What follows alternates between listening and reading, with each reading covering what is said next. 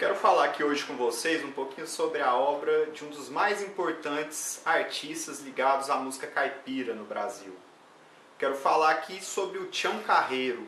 Tião Carreiro, que tem uma trajetória dentro da música caipira e sertaneja bastante longa, que se inicia lá na década de 60 e que vai até a década de 80.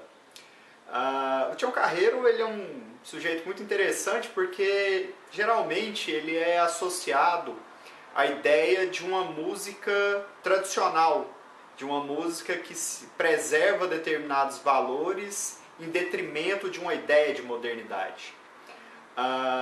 Não por acaso, quando a gente fala sobre o Tião Carreiro, é muito comum mesmo dizerem que ele é um representante de um tipo de música que está muito distante dos gêneros musicais modernos, ou até mesmo da própria música sertaneja produzida atualmente.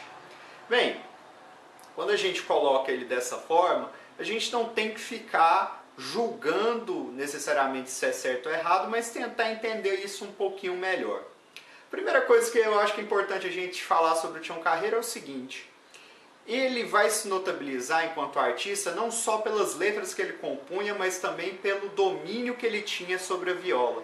E nesse último aspecto em específico, é legal a gente lembrar que ele vai ser conhecido pelo fato de ter utilizado desse instrumento musical, né, a viola caipira, que tem lá as suas 12 cordas, de uma forma inovadora.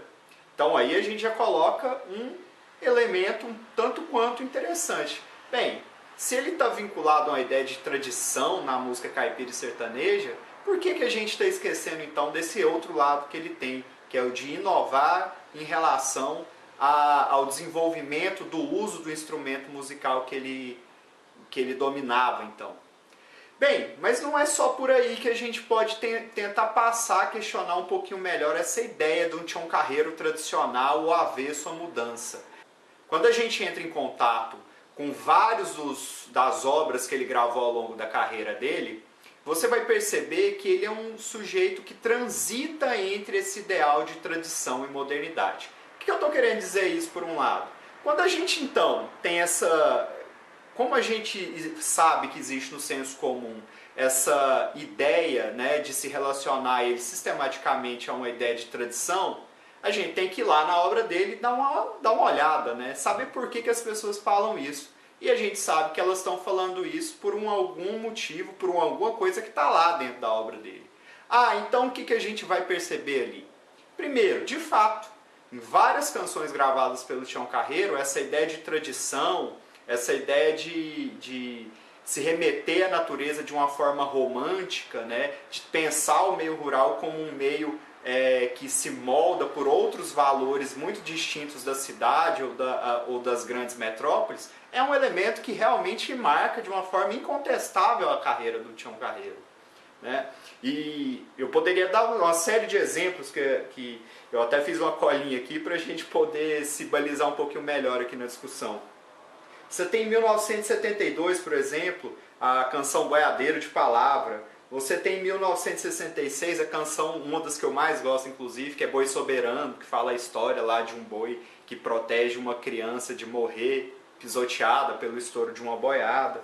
E você tem também a canção de 1977, Rancho do Vale, né, que fala de um rancho paradisíaco, que é bem distante da cidade. E o mais interessante de todos esses exemplos que marcam essa relação do Tião Carreiro com a ideia de tradição, de um mundo rural e distante da modernidade do meio urbano, eu acho que uma das maiores provas disso se mostra, por exemplo, na canção Viola e o Violeiro, de 1962. Essa canção, para mim, ela é fantástica. Ela é singular por quê? Porque ali ele mostra que ele tem ciência dentro do mercado musical da sua época, ali já no início da década de 60, que a música estrangeira ela estava entrando cada vez mais nesse mercado. E que aí a viola e o violeiro seriam representados, ou passariam a ter então a função de soldados que teriam o quê? A missão de evitar essa invasão estrangeira. Nessa canção, para mim, eu acho que a gente tem ali um fio condutor que coloca esse sujeito como um cara que um artista que está da mesma forma ligado ao campo, trazendo uma ideia de tradição, mas também está atento à modernidade. Porque afinal de contas, se ele sabe que a música estrangeira está crescendo, é porque ele conhece em alguma medida o que dentro dessa canção? Ele conhece os meandros do desenvolvimento da nossa própria indústria fonográfica. Mas não é só nisso que a gente vai conseguir perceber que o Tião Carreiro é um sujeito que também está antenado à ideia de modernidade. E aí eu vou trazer outros exemplos aqui ao longo da carreira dele que são muito legais para a gente pensar isso. O primeiro deles é uma música que eu acho sensacional de 1968, que é Encontros com a Natureza. Essa primeira música, Encontros com a Natureza, esse exemplo musical, ele é muito interessante porque ele fala dessa ideia do campo idealizado, dos animais do campo, só que para fazer a reprodução do barulho, do som que esses animais produzem, ele utiliza, sabe do quê? Ele utiliza de um teclado para reproduzir o som desses animais. E aí tem uma contradição, uma questão muito interessante, que é ele pegar um instrumento musical moderno para poder fazer o quê? A reprodução de uma ideia de um conjunto de animais que estaria longe da cidade. Só daí a gente consegue perceber como ele é um sujeito que está ali relacionado à tradição e modernidade ao mesmo tempo. Outros exemplos que eu coloco aqui. Você tem Última Chance, que é uma canção de 1988, onde ele canta um tango, né? Então ele, lá na obra de 62, na canção, na Viola e Violeiro de 1962, ele está falando sobre a recusa da música estrangeira. Na música de 88 ele está lá fazendo o uso de um gênero musical latino, não brasileiro, para poder gravar mais uma faixa de um de seus vários discos. Além disso, duas canções que eu acho muito legais da década de 70, de 1972, Linda Bancária, que conta a história de um cara que vive no campo e que se apaixona por uma bancária. Aí a gente já coloca como essa ideia da transição ou da passagem do trânsito do homem do campo pela cidade está posta ali dentro da canção do Tião Carreiro. E uma outra canção que é de 1975, que chama Motoristas do Brasil. Motoristas do Brasil, que vão falar o quê?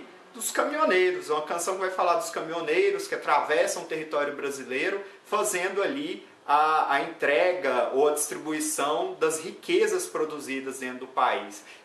Essa canção, para mim, colocada ali em 75, tem uma ideia de modernidade muito clara, porque vai ser através da expansão da malha rodoviária que o Brasil vai pautar basicamente boa parte da sua política de transporte e distribuição de cargas e produtos na nossa história a partir da década de 70. Então, quando ele está fazendo essa homenagem aos motoristas, ele está falando de um processo de modernização que é muito forte durante a década de 70 e que vai ser primordial e importante até nos dias de hoje. Bem, colocados então todos esses exemplos, a gente tem que perceber aqui, tem que ter a clareza de que o Tião Carreiro é um sujeito que vai transitar, né, entre o moderno e o tradicional, entre a cidade e o campo. E até tem uma entrevista dele muito curiosa, né, que ele fez num determinado ponto da carreira dele, em que se perguntou a respeito do gosto musical dele. E aí ele deu uma resposta que para mim é muito interessante, que praticamente encerra essa discussão, né, essa discussão que polariza a obra dele. Uma vez perguntado sobre qual tipo de música ele aprecia, ele falou de uma forma muito simples o seguinte: para mim só existe dois tipos de música, a música bem feita e a mal feita. Então é isso, obrigado.